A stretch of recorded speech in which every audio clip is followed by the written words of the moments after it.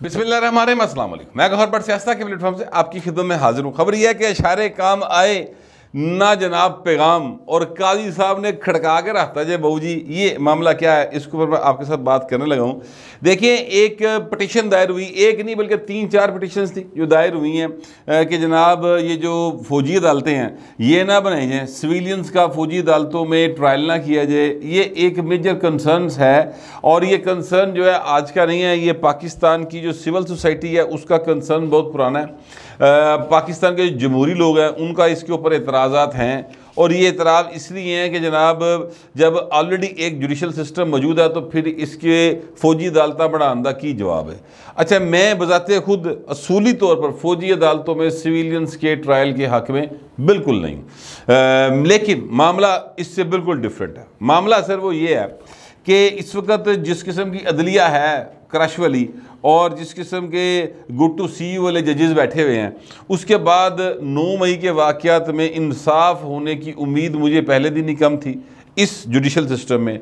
और फिर उस उम्मीद के ऐन मुताबिक हुआ ये कि ज़मानत हुईयाँ, वो केस जिसमें गवाहियाँ मौजूद हैं वीडियोज़ की सूरत में, और वीडियोज़ खुद उन्होंने बनाई हैं जिन्होंने अग्गा लाइयाँ, उनको जब जज अंबर गुल साहबा जैसी मोअज़्ज़ज़ जज साहबान और दीगर जो जजेस हैं वो जनाब तड़ातड़ केस मुकाना शुरू करन, बरी करना शुरू करें, केस लगा हुए ज़मानत का, वो कहन भाजी केस ही ख़त्म, तो सर उसके बाद फिर फौजी अदालतों की तरफ ना जाया जाए तो कहाँ जाया जाए। ताहम इस इशू पर अब सुप्रीम कोर्ट में समाअत शुरू हो गई है, और जो वहाँ फैसला होगा जाहिर है कि हतमी फैसला वही होगा।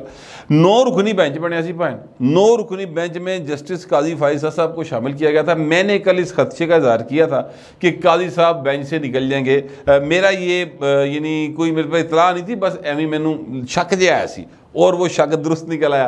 काजी साहब ने जनाब आज आते ही कहा कि हजूर ज़रा ये आ जाए ना मैदान में, या रोस्ट्रम पे आ जाएँ जो अटारनी जनरल है, मैंने को बात करनी। तो फिर काजी साहब सर शुरू हुए, और उन्होंने मतलब है कि उस वक़्त से काम शुरू कर दिया जिस वक़्त से ये सिलसिला जो है शुरू हुआ, यानी 13 अप्रैल से जो काजी साहब के का एक फ़ैसला था उसको नहीं माना गया, और एक ऐसे कानून जो अभी बना नहीं था उस पर स्टे दे दिया गया 8 जजेस की जानिब से। तो फिर काजी साहब ने जनाब वो सारी गल्लां दसनी शुरू करती हैं, और काजी साहब ने कहा जी कि मैं ऐसे किसी बेंच का हिस्सा नहीं बन सकता, क्योंकि अगर मैं इस बेंच में बैठूँगा तो मेरा अपना ही फैसला है कि जब तक आइन के आर्टिकल 184 सब आर्टिकल 3 के तहत जो रूल्स एंड प्रोसीजर है सुप्रीम कोर्ट के वो कायम नहीं होते, तब तक सर मैं किसी भी बेंच में नहीं बैठ सकता।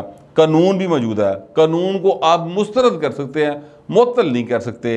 तो ये सारा मामला जो है इस पर मेरे तहफ़्फ़ुज़ात हैं, तो इसलिए नहीं बैठूंगा।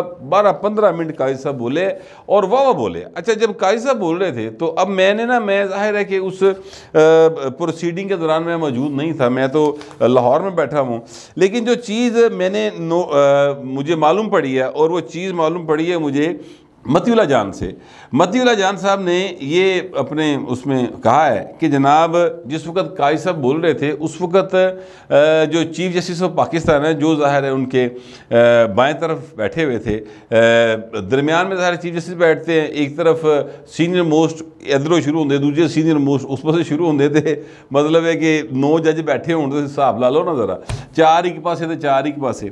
तो काजी साहब बोल रहे थे, और चीफ जस्टिस साहब जो हैं उमर अता बंदयाल साहब, वो काफ़ी परेशानी के आलम में थे। उनका परेशानी का लफ्ज़ जो है ना, वो जो वहाँ पर अशारे कनाए हो रहे थे, या जो उनके चेहरे के और हाथों के तासरात थे, वो इसलिए ये लफ्ज़ इस्तेमाल किया जा रहा है कि वो हाथों को बार बार जो है वो ज़रा सहला रहे थे। बंदा परेशानी चेंज नहीं करता, ऐसा करके वो कर रहे थे, और फिर उन्होंने इशारे भी किए आंखों से, और फिर जनाब पैगाम भेजा जो वहाँ पर पीछे खड़े होते हैं, ज़ाहिर है जिनको मेरा ख्याल असिस्टेंट कहा जाता है शायद, अदालती एहलकार जो होते हैं उनको, कि जनाब ज़रा पूछो जस्टिस मुनीब ने कि उठ ना जाइए सी, इस तरह करके इशारे थे। और जस्टिस एजाजुल हसन थे, और जस्टिस एजाजुल हसन ने आंखों के इशारे से कहा कि नहीं सान उठन की लोड़ नहीं, ये बैठे रहो। तो काजी साहब जो है ना इस दौरान वो बोलते चले जा रहे थे। ऐसे में एतजाज़ अहसन साहब आगे हुए और एतजाज़ अहसन साहब ने कहा कि आप मेरे छोटे भाई हैं, आप मेहरबानी करें, मैं आपके बड़े भाइयों की तरह, आप उठें ना, आप बैठें, और ये हम आपके लोगों के घर का मामला है। सुप्रीम कोर्ट को एक्चुअली वो सुप्रीम कोर्ट और वकला का घर करार दे रहे हैं। यानी ये मुझे लगता है कि चौधरी एतजाज़ अहसन साहब जो है ना वो थोड़ा सा कोई मामला उनका कोई पेज ढिल्ला ढुल्ला हो गया। देखिए ये जो सुप्रीम कोर्ट ऑफ पाकिस्तान है ना, ये किसी का घर नहीं गा, ठीक है, ये सीधा सीधा इंसाफ का घर है। अगर है तो, अगर ये इंसाफ है तो ये इंसाफ का घर है, यहाँ से इंसाफ मिलता है, और इससे ऊपर इंसाफ पाकिस्तान के अंदर रहते हुए कहीं से नहीं मिल सकता, ठीक है। वैसे पॉलिटिकली कहा जाता है कि एक अदालत अवाम की होती है जो इंसाफ करती है, असल में वो अदालत है दुनिया के अंदर इंसाफ की, या जनाब अल्लाह मियां की अदालत ज़ाहिर है वो तो फिर सबसे बड़ी अदालत है, वो तो अगे तो कुछ भी नहीं गा। लेकिन जो लीगली और कॉन्स्टिट्यूशनली हमारे पास एक फोरम सबसे बड़ा ना वो सुप्रीम कोर्ट है। अगर जजाना घर है पाए ना तो फिर अवाम कितने ने, अवाम लिए तो फिर फैसला कोई नहीं हो रहा, अवाम जो है वो फिर कितने और पास चले जाना। एतजाज़ साहब की बातों से यूँ लगा जैसे वो अवाम और अदलिया के दरमियान एक तफरीक पैदा कर रहे हैं। उन्होंने बाहर आकर अपनी जो गुफ्तगू की उसमें भी ऐसे ही महसूस हुआ। उन्होंने कहा कि जनाब ये जो सियासतदान हैं पीडीएम वाले, इन्होंने सुप्रीम कोर्ट के दरवाजे पे खड़े होकर ऐसी ऐसी तकरीरें की जजों के खिलाफ जो की नहीं जा सकती थी, लेकिन सुप्रीम कोर्ट चूँकि डिवाइडेड थी उन्होंने आपस ही इतफाक नहीं सी गल, लिहाजा गल्लां सुननियां पईयां। एक अजीब बात है। अरे बाबा, एक मुझे ये बात समझ नहीं आ रही, एतजाज़ साहब ने होया कि यार गर्मी बड़ी है, को धुप लग गई बहुती, की मसला की लू लग गई है, गर्मी तो लाहौर च बड़ी है, इस्लामाबाद में इतनी गर्मी है, लेकिन ये वाकया क्या है, किस तरह की बातें हो रही हैं। ओ बाबा, अगर पाकिस्तान का सुप्रीम कोर्ट जो है वो इंसाफ नहीं करेगा, वहां पर आम आदमी का तासुर ये होगा कि यह जजाना कर रहे, तो फिर आम आदमी का ट्रस्ट तो नहीं रहेगा ना। वहां पर तो ये होना चाहिए कि भाई ने इतने जावांगे साढ़े ने है, मजलूम के हैं, यहां पर इंसाफ मिलेगा। यह कही जा रहे हैं जनाब कि वो जजों की आपस में लड़ाई थी, आपके घर की बात है, सुलह कर लें। मेरी तो समझ नहीं आया। और इस पर जो काजी साहब का जवाब था ना वो बहुत आला था। काजी साहब ने आईने पाकिस्तान की किताब पकड़ी, उन्होंने कहा जनाब ये घर घूर वाली कोई गल नहीं, ये सुप्रीम कोर्ट ऑफ पाकिस्तान है, और ये सुप्रीम कोर्ट ऑफ पाकिस्तान जो है ना उसने इस आइन के तहत चलना है। मैंने हल्फ लिया है इसके एक एक हर्फ को प्रोटेक्ट करने का, लिहाजा मैं तो इससे नहीं हटूंगा। आप बुजुर्ग हैं, बड़े हैं, ठीक है, सारा कुछ अपनी थां है, पर मैं हूँ आइंदा हल्फ तोड़ देवां। और उन्होंने कहा जी मैं इस बेंच का हिस्सा नहीं बनूंगा, मैं इन्हें बेंच मानता ही नहीं है जब तक कि वो कानून जिसको supreme court rules and procedure act कहते हैं, वो कानून जो है उसका फैसला नहीं होता। यानी जितने बेंच बने उसके बाद उनका सारे के सारे गैर कानूनी, कोई एक कानूनी नहीं है बेंच। जब बेंच की तश्कील ही गलत है, बेंच है ही ठीक नहीं, फैसले ठीक किए हो सकते, बड़ी बुनियादी बात की उन्होंने। और जो है अपना चीफ जस्टिस साहब, उन्होंने फिर ये कहा कि असी भी जरा ना कानून और आइन के तहत ही बैठे हाँ, असी तुहाडा केस नहीं किते जाएंगे, एतजाज़ साहब तो ईजी हो जाओ, असी तुहाडा मसले का हल कर लेने। उन्होंने जनाब 2 जज चले गए उठ के, सरदार तारक मसूद चले गए, जस्टिस काजी फैसल साहब चले गए, तो उन्हें जनाब 7 रुकनी बेंच बढ़ाता, बाकी 7 ने बैठ के केस सुनना शुरू कर दिया। और उसमें उन्होंने इस्तदा की कि जनाब ये जो है आप इस पर वो दे दें, स्टे दे दें, तो उन्हें कहा स्टे कोई नहीं मिलना, ठीक है, स्टे नहीं मिल सकता, तो आप इस तरह से ना करें। कल 9:30 बजे दोबारा आप समाअत होगी। मैं एक्चुअली जो बात इसमें अहम है ना ज़रूर, वो ये है कि काजी साहब जो है ना वो भाई बड़ा तिखा किस्म का जज है, देखिए बड़े जितने भी जज साहबान हैं, चाहे उनके ऊपर केसेस हैं या उनके ऊपर रेफरेंस आए हुए हैं, मतलब खुद उमर अता बंदयाल साहब के ऊपर रेफरेंस है, ये जस्टिस मुनीब शायद उनके ऊपर भी है, जस्टिस एजाजुल हसन पर भी है, रिकॉर्डिंग मौजूद ने जैसे मज़ार अकबर नकवी साहब दियाँ, तो ये सारी बातें अपनी थां पे हैं। पर मैं चूँकि सुप्रीम कोर्ट का एहतराम वाजिब है और आइन के तहत, आईने पाकिस्तान को मानने वाले जो हैं वो सुप्रीम कोर्ट और पार्लियामेंट का एहतराम उन पर लाजम है। वो इधर उधर न सड़ गए तो मतलब है कि वो आईने पाकिस्तान को तस्लीम नहीं करते, और जो आईने पाकिस्तान को तस्लीम नहीं करता ना सर, इसका मतलब सिर्फ एक है और वो ये है कि वो बंदा जो है वो आइन को तस्लीम नहीं कर रहा और उसके ऊपर फिर गद्दारी लगती चाहिए। मेरा ये अपना इंटरप्रटेशन है। वैसे मैं ये अर्ज़ करूँ आपसे कि लगी नहीं आई तिकर किसी ते आईने पाकिस्तान नूं मुस्तरद करन दे उत्ते एक परवेज़ उत्ते लगी परवेज़ मुशर्रफ दे उत्ते, तो वो भाई परवेज़ मुशर्रफ ते जिहड़ी लगी ਉਹਦਾ जो हाल होया वो तुहाडे सामने, वो सज़ा देने वाला जज ही बेचारा दुनिया तो इस हालात च गया कि अज तक लोगों को शुबा ही है कि बेचारे की जो डेथ थी वो नेचुरल थी कि अननेचुरल थी। तो मैं एक्चुअली बताना ये चाह रहा हूँ, ये कहना ये चाह रहा हूँ कि काजी साहब जो है ना वो बड़े तिखे किस्म के जज हैं। आज उन्होंने बता दिया कि वो चीफ जस्टिस है मुस्तकबिल के, और जितने फैसले अब हो रहे हैं, जितने फैसले जब से पार्लियामेंट ने वो कानून पास किया है जिसको इन्होंने स्टे कर दिया और कानून बनने से पहले स्टे कर दिया, देखो बदनीति की इंतहा देखो, ठीक है। तो सर वो सारे के सारे जितने फैसले हैं वो काजी साहब ने आके उन्होंने ख़त्म कर देना।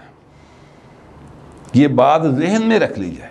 मुझे आज इस बात का बड़ा वाज़ेह इशारा काजी साहब की इस स्टेटमेंट से मिल गया है कि जनाब जितने भी बेंच बन रहे हैं वो एक्चुअली बेंच है ही नहीं, वो गैर कानूनी है जब तक उसका फैसला नहीं होता। बहरहाल बाद में फिर वो 7 जने बैठे, 7 जने ने बैठ के पिंग पोंग खेडी, उधरों जनाब लतीफ़ खोसा साहब जिहड़े ने उन्होंने बोलना शुरू किया और जनाब मामलत लई बाकी भी आ गए। अब खैर चीफ जस्टिस साहब ने कहा जी बाकी दलाइल लिख के दे दो। मतलब है कि किसी भी सूरत ना असी है ना जो 9 मई के वाक़यात हुए हैं और जो फौजी तनसीबात और फौजी घरों पे हमले हुए हैं, असी इहदे च किसी को सज़ा नहीं होने देनी, क्योंकि ये क्रश के चाहने वाले हैं, ठीक है। और वो कल बार पता चलेगा कि वो स्टे करते हैं, गैर आइनी करार देते हैं, नहीं देते हैं, वो एक अलग बात है। मगर मैं आपसे गुजारिश करूँ कि ये सारा कुछ जितना भी खेड रचाया जा रहा है ना, खेड़ा जा रहा है, इस सिर्फ इसलिए खेड़ा जा रहा है कि किसी तरह इमरान अहमद खान नियाज़ी साहब को बचा लिया जाए, उनको ततीवा ना लग जाए, वो जो मर्जी करे पाकिस्तान के साथ। ये सारा कुछ उसके लिए किया जा रहा है। इसमें ना सर आइन का मामला है, ना इसमें कानून का मामला है, ना इसमें इंसानी हकूक़ का मामला है, ना इसके अंदर कोई जो है वो हुब्बुल वतनी है।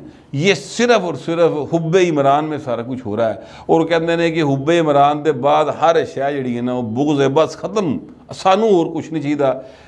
ये सारे मामला जो हो रहे हैं ये बड़े सीरियस है मेरी नज़र के अंदर, और इसका नोटिस लेना चाहिए और जो कंसर्न अदारे हैं उन्हें समझना चाहिए। देखिए मैं एतज़ाज़ हसन साहब की बड़ी इज़्ज़त करता हूँ, लतीफ़ खोसा साहब का बड़ा रिकॉर्ड है, लेकिन मैं अर्ज़ करूँ कि जिस तरीके दे नाल दोवें बुजुर्ग इंज अपनी अपनी थां तो निकल के नसदे भजदे आए ने और आके उन्होंने ये काम शुरू कर दिया ना, मुझे नहीं लगता कि ये अज़ खुद आए हैं। ये 2007 में जब वो क्या नाम था इफ्तिखार मोहम्मद चौधरी उर्फ डिपर साहब उनकी लिए आए थे ना एतज़ाज़ साहब और लतीफ़ खोसा साहब, तब भी मुझे ज़ाती तौर पे मालूम है कि ये इसलिए आए थे क्योंकि इशारा था वड्डे घर के साथ वाक़या के निके घर का, ठीक है। तो भाई ने वो इशारा हुण भी होया है तो फिर आए ने, मेरा ये ख्याल है। उसके बगैर ये बाहर नहीं आ सकते। चंगे भले पीपल पार्टी से बैठे की होया हर चलें। लतीफ़ खोसा साहब के बारे में तो ये एक बात कही जाती है ना कि लतीफ़ खोसा साहब चाहते थे कि उनके साहबजादे जो है वो अटॉर्नी जनरल बनने, नहीं बना देते, एडवोकेट जनरल बना दो, वो चलो कोई गवर्नर बना दो, कोई सानू भी तो कोई मतलब साड़ी पार्टी की हुकूमत आई तो कितने लाओ ना। बाजी में इतना बुलाइज हुए हैं तो हुण काफ़ी अरसा लंघ गया सी तो बड़ी किल सी घर च, तो वो बात नहीं मानी गई या पार्टी जो है वह हाथ नहीं पाया इसलिए इसलिए नहीं हुआ काम, ये तो बात उस तरफ से ये बताई जा रही है पीपल्स पार्टी की तरफ से। लेकिन ये जो एतजाज़ साहब का आना, और अगर आप नोट करें तो एतजाज़ साहब को अल्लाह पाक से दे काफ़ी कमज़ोर मुझे दिखाई दे रहे हैं। चीज़ें कहीं ना कहीं कुछ और चल रही हैं, पर्दे के पीछे क्या है पाए ना, असल गल है चल रही है, पता करने की ज़रूरत है। और वहाँ पर सिर्फ शुबा चल रहा है, एक खौफ है, एक क्यास है कि जनाब ये जो दोवें बुजुर्ग आए ने ते भाई न वड्डे घर दे विच कोई रोला है, ये एवं एक बात जो है ना वो शुबे के ऊपर चली गई है इन दोनों कहने से। है या नहीं है इस पर मुझे कोई पक नहीं गा, ठीक है, मगर पहले ये उनके कहने पर ही आते रहे हैं, ऐदा मैनू पाकेगा जे, अब किसके कहने पर है ए शुबे ली गल लगी।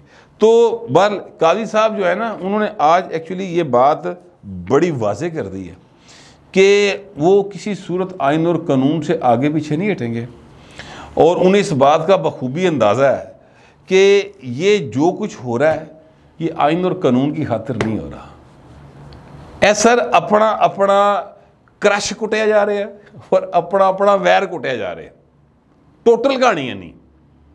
अगर पीछे इशारा नहीं है ना, फ़र्ज़ करते हैं, तो फिर इत्तेज़ाज़ अहसन का मुस्लिम लीग नून के ख़िलाफ़ जो बुग़्ज़ है वो उनको यहाँ तक लेके आया है, और जो हैं अपना लतीफ़ खोसा साहब, उनका अपनी पार्टी के ऊपर जो गुस्सा है कि मेरे पुत्र को कितने लाया या मैंने कितने लाया, वो उनको लेकर आया है, और जो बैठे सुन रहे हैं उनका क्रश है, ठीक है।